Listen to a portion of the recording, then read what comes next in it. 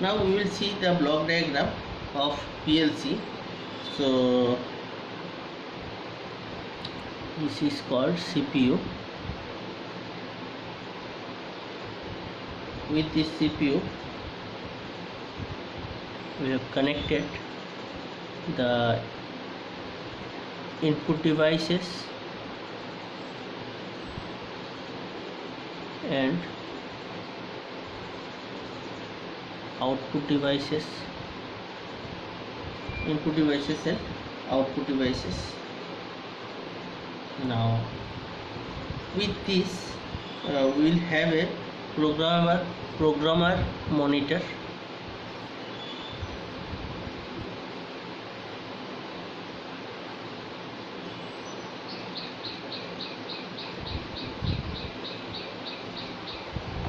Where we will see the what is going on. Then recorder, player type or disk. So you may have the recorders.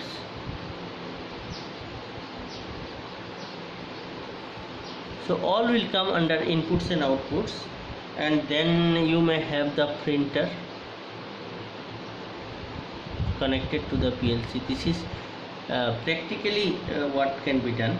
Then some different operation connections may also be there. Different operation connections.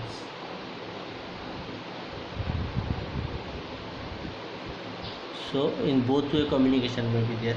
Maybe it may be a TCS or like this may be your HMI displays or SCADA, like this. Now another thing, the inputs, from where the inputs are coming. Inputs connections to input maybe from switches, different types of pressure switches, temperature switches, level switches from there.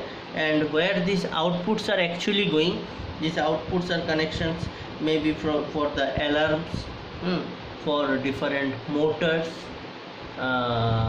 lights, different types of display units, those there it may go, or the output may be some printers also, hardware printers. So this thing may be there. Now another thing, that is if a multiple wires are coming, then you have to use the coders. So coders will code it, and you can place a fiber optic cable. Using this fiber optic cable, you can send the data for a long distance. After that another coder will be there, again coder. This coder will make it in multiple wires, divided into the multiple wires, and these multiple wires will be connected to the different types of inputs or say outputs. In this way it can be done. Now you will ask me that the same signals, how you are sending to the inputs and outputs.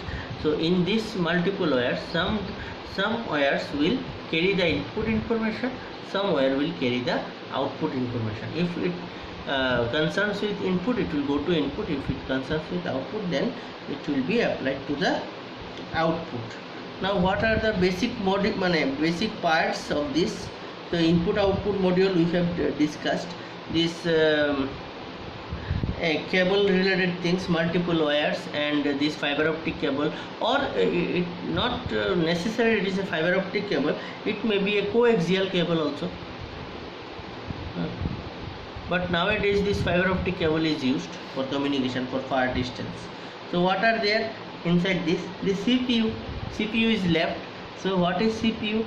In this CPU the computer enters the computer center that carries out the logical operations.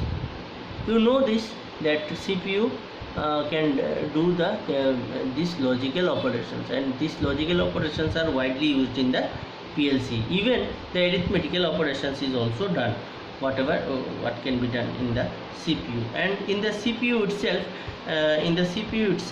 the processor is there, then memory unit is also there, then a power supply is also there. Power supply has to be there, which will give the power to all the units. Okay, so sometimes this power supply is inbuilt inside the CPU, or from outside you have to apply the power supply, but power supply unit is different.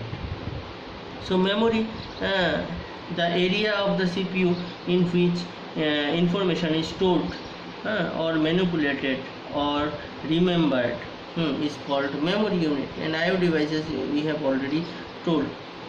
And that then racks and chassis. What are racks and chassis? The racks on which the PLC part are mounted, and the enclosures on which the CPU, then this memory, then power supply, all those things, IO modules are mounted, are called chassis. Okay, so backside of the these racks are called chassis. Using the chassis, the connection has been made to different IO inputs. And this is called the chassis connections.